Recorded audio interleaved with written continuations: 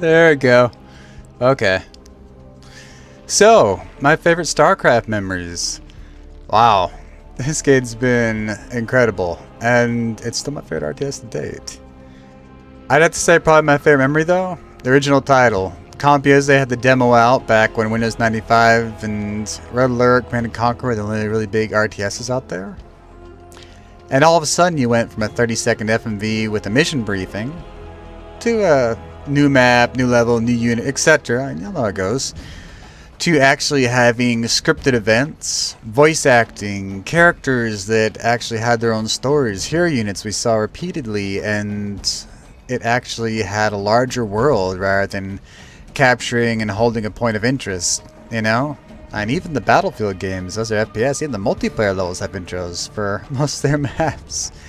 So that even put them ahead of the old Command & Conquer games. But StarCraft introduced a lot of great characters, different races, scripted events, from Raynor to Kerrigan, or Nova, before she became the Queen of Blades. Arcturus, everyone else, you weren't really sure what was happening, who was going to betray who, how bad things are going to get. Oh my gosh. It was a mess. It was a huge mess, and it was incredible. I mean, you had the games, the books, the graphic novels, the comics. 20 years of them. You know, I read the first 3 books way back when, and they're pretty good. And it was really sad because you played the games, you knew what was happening with Arcturus. I mean, you knew what was happening with the Dominion, the Sons of Korhal, Raynor, Kerrigan, all of it, but no one else had a clue what was going on. They're just trying to survive an alien invasion 5 times worse than any zombie apocalypse, you know? And they banded together and they pulled through and saw some amazing things, some horrible things. And, yeah, you want to talk about surviving in one hell of a wacky universe. When the Protoss, the Zerg, and Terrans are all battling through the system. Wow. And it's so sad. I mean, no one knew that Arcturus was killing billions or pulling wool over so many people's eyes.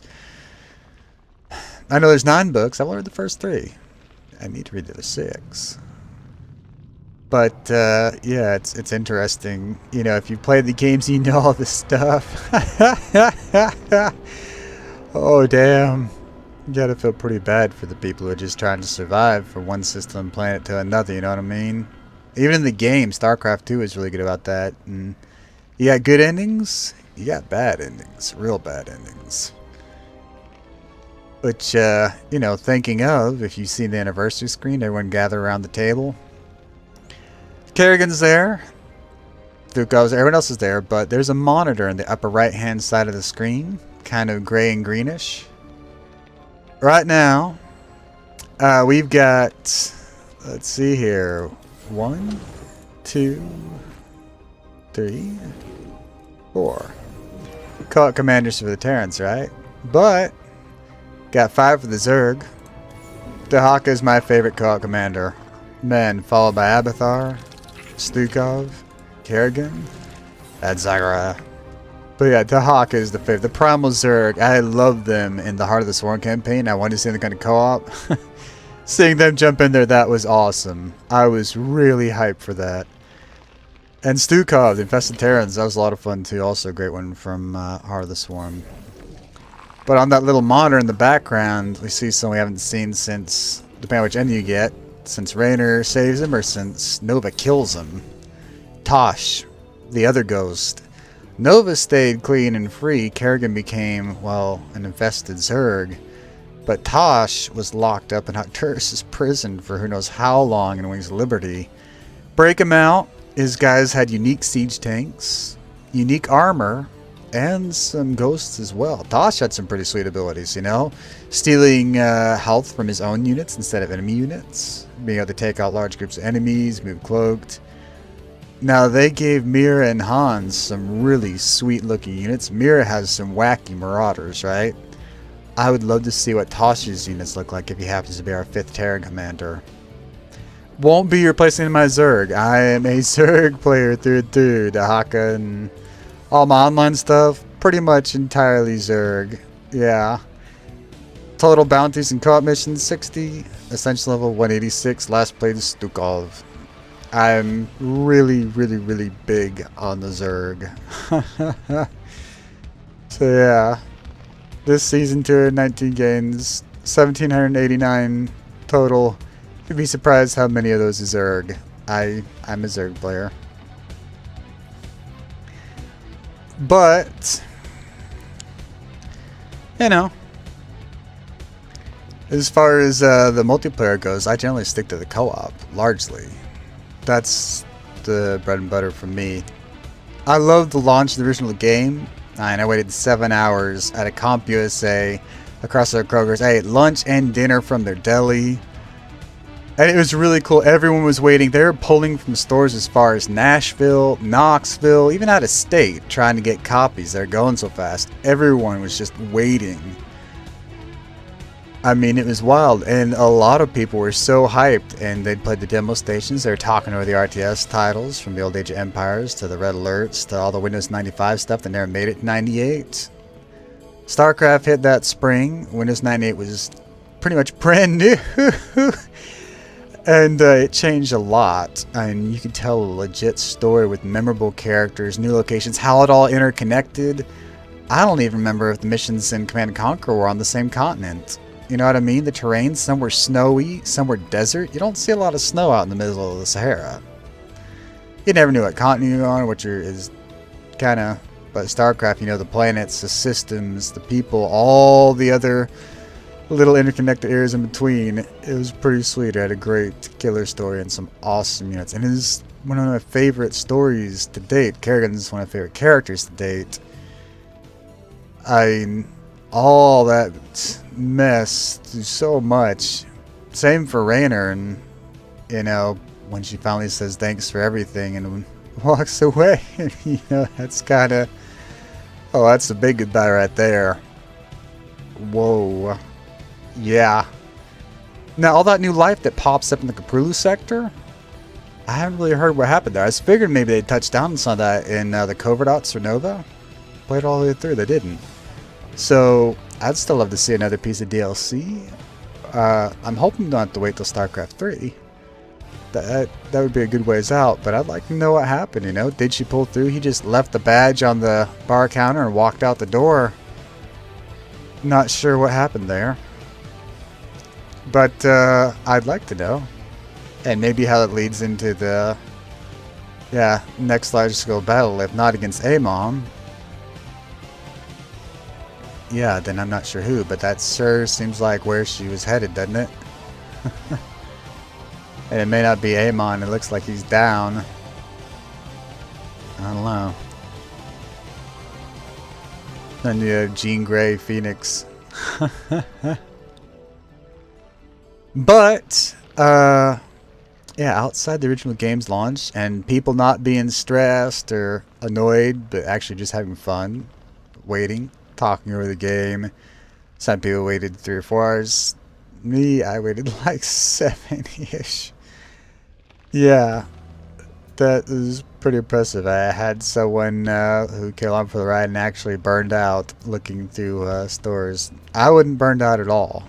It was cool talking to her and eating lunch, and that's the first time she was ever burned out window shopping.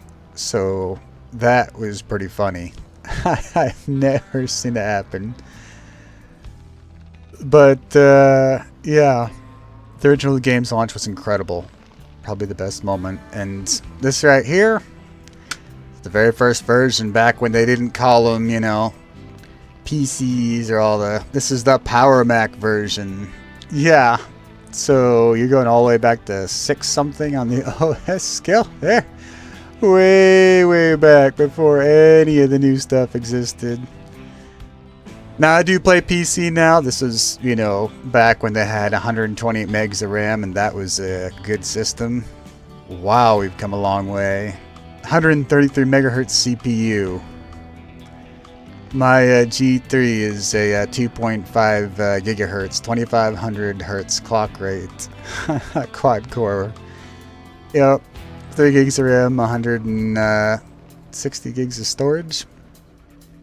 Computers of the day, not 3 gigs of RAM, Nope, 128 megs of RAM and 133 hertz clock rate. I mean, my phone's got a 2550 or a 2500 hertz clock rate. So this right here, talk about your blast from the past. Wow. That's the original. Just put it in a frame and label it right above how it all began. I had the Netlink right when it came out. Every Netlink game.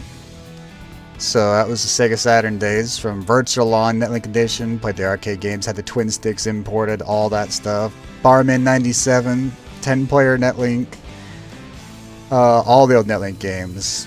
Didn't really put a computer in for online gaming, because, I mean, the consoles just seemed to handle a little smoother. Didn't like the way that Windows 95 handles the online gaming. Netlink is all smooth. Tried StarCraft's. It was spot on smooth, netcode, everything. And all of a sudden, online gaming was viable. Even over a 28K, I mean, we had a 56K V9 modem. Yeah, it got like 20-something kilobytes a second.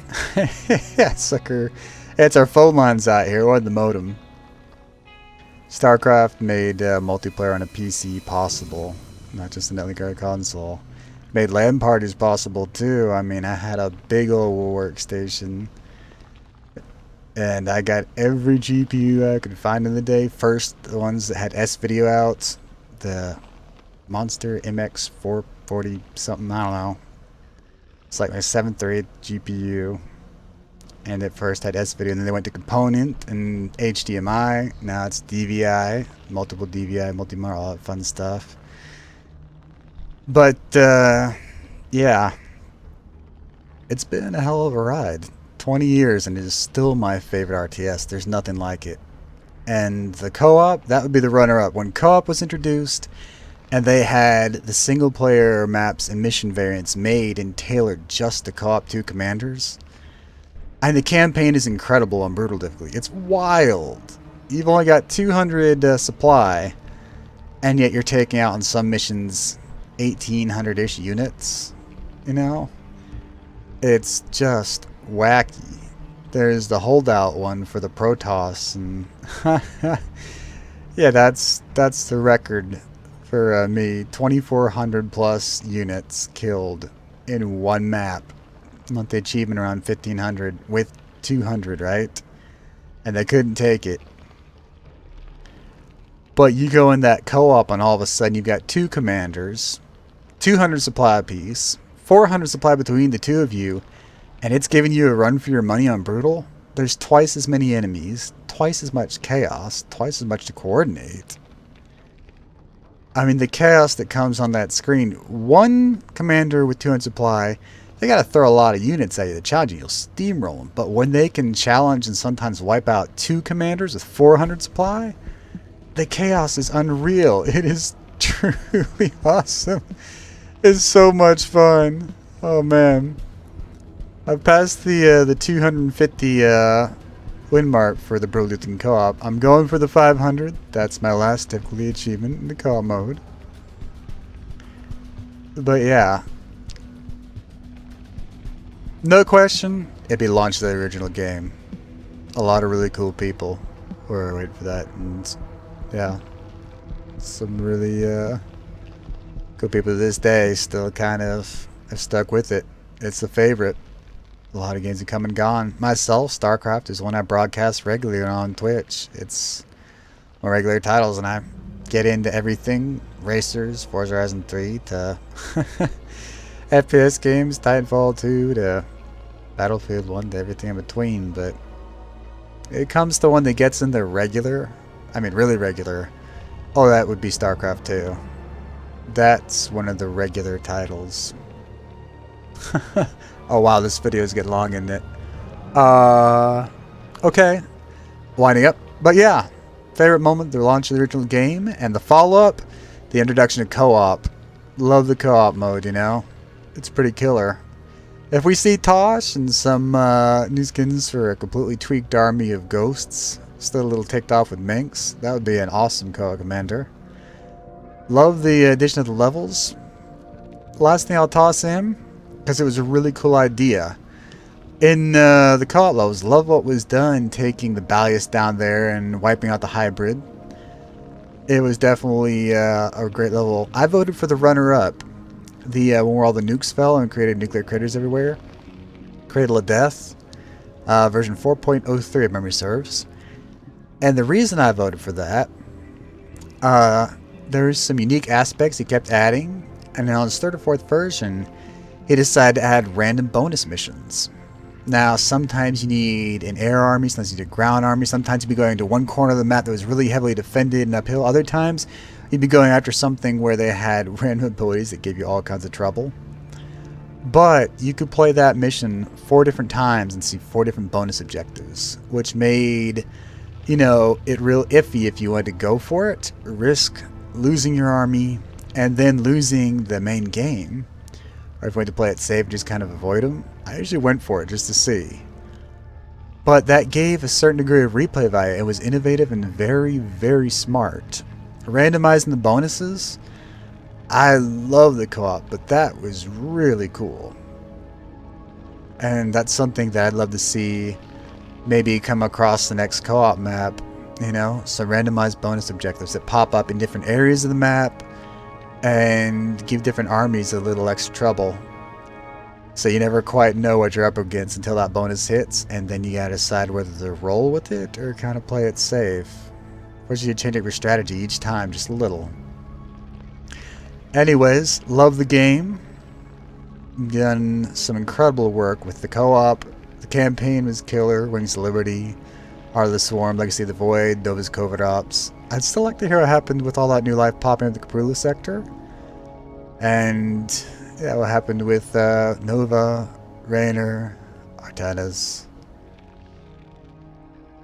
And yeah, I'm looking forward to either the next piece of DLC or if years down the line, maybe in the next game. Though, I'll admit, I'm personally hoping for a little more DLC. Maybe just me, but I'd love to see some. Anyways, thanks to the good times, some great memories, and a lot of great gameplay and broadcasts to come. I expect this one to be at the top of my most played for many years to come. By far my favorite RTS. Later, y'all.